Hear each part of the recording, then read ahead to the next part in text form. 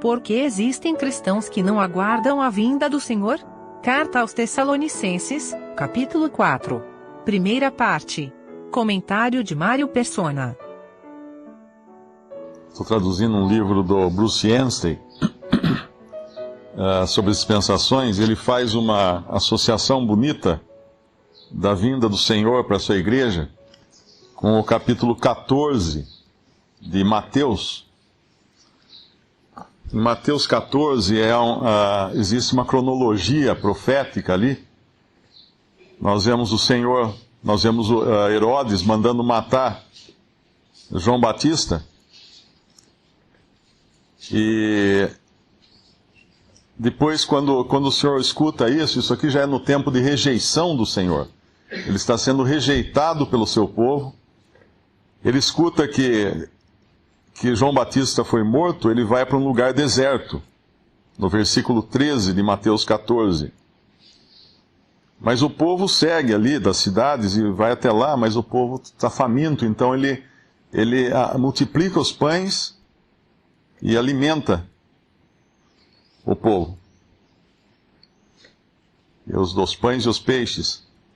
E sobram 12 cestas cheias que eles guardam para serem usadas depois. E o irmão comentando isso, ele associa isso aqui à demonstração que Cristo dava ao povo de Israel de que ele era o Messias, porque lá no Antigo Testamento dizia que no reino não haveria falta de pão e todos seriam curados também.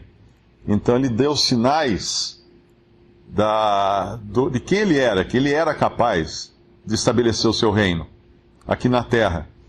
E lá em Hebreus fala daqueles que experimentaram as virtudes do mundo vindouro, que são essas pessoas que comeram pão, comeram peixe, que foram curadas. Mas ao guardar 12 cestos cheios, o Senhor também sinalizava para esse povo incrédulo, os judeus, que um dia ele viria também alimentá-los. E isso nos fala lá depois do arrebatamento da igreja, quando ele vier para estabelecer o seu reino. Mas aí o comentário que ele faz, que eu achei muito bonito, é do versículo 22 em diante, que uma vez rejeitado o Senhor aqui pelos seus, ele manda que os discípulos entrem num barco e saiam pelo mar em direção a outra margem. E enquanto isso ele sobe ao monte para orar, sozinho no monte. Essa viagem de barco é feita à noite.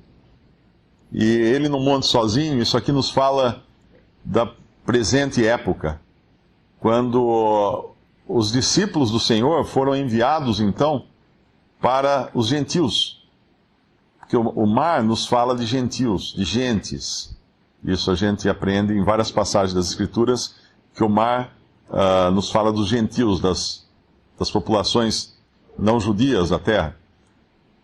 E hoje nós estamos no mar, atravessando o mar, em direção a uma terra que é Genezaré, que os discípulos certamente chegarão nessa terra depois, de Genezaré, e lá o Senhor será conhecido por todos em Genezaré. Isso nos fala do milênio, quando um remanescente judeu irá anunciar Cristo, o Messias, o Rei, a todo o mundo. O conhecimento do Senhor encherá a terra, como as águas do mar. Tem uma passagem que fala, acho que é Isaías ou Jeremias que fala isso. Então, Genezaré, a chegada do outro lado é já o milênio. Mas a viagem deles é feita à noite, num barco, e sem o Senhor. Porque o Senhor, nesse momento, está no monte, orando, e certamente intercedendo por eles. Então nós temos uma figura bonita aqui da atual época da igreja, quando os cristãos estão indo por todo o mundo, levando a palavra de Deus nesse mundo revolto, né, como um mar revolto. Enquanto isso, o Senhor, nosso sumo sacerdote, está no céu, nesse alto monte, orando e intercedendo por nós aqui na terra. Mas daí chega um momento, no versículo 24,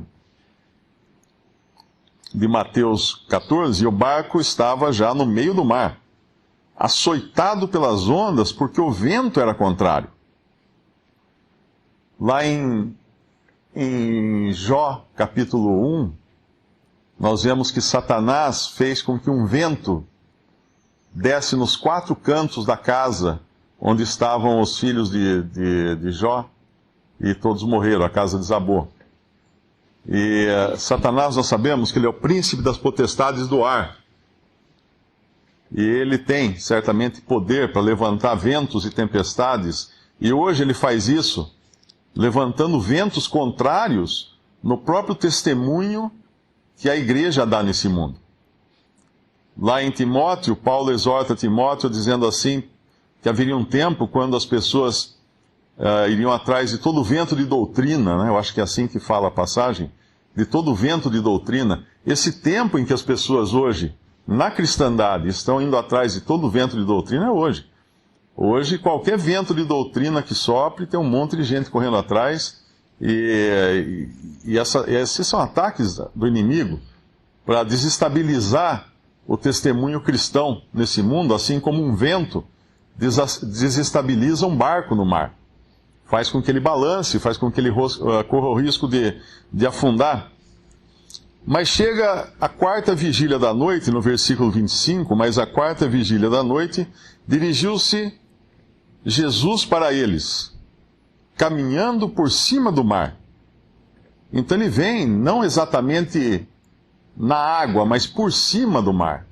Ele vem caminhando por cima do mar, por sobre o mar, né?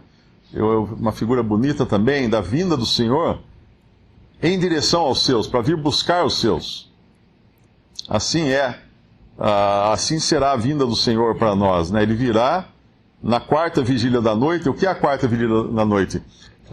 Os judeus eles dividiam a noite em vigílias, e a 4ª era aquela última, antes do amanhecer. Quando acabava a 4ª vigília da noite, o sol estava nascendo. E é nesse momento que o sol, o Senhor Jesus, a estrela, na verdade para nós, ele não vem como sol de justiça, né, como ele vem para Israel, em plena manhã, mas para nós ele vem como a estrela da manhã.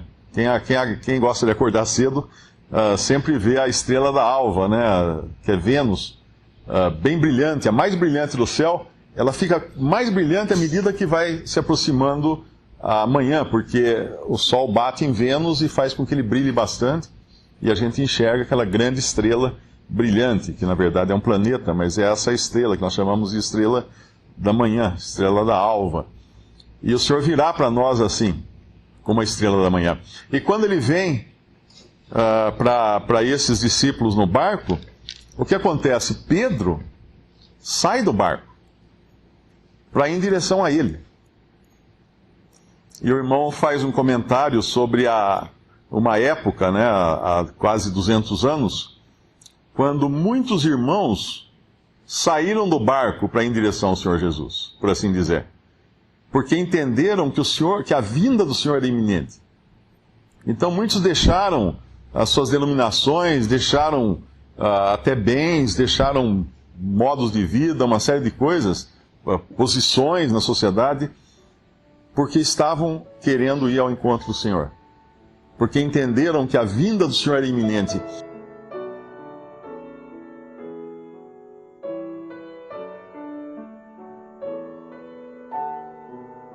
Visite Respondi.com.br. Visite também 3minutos.net.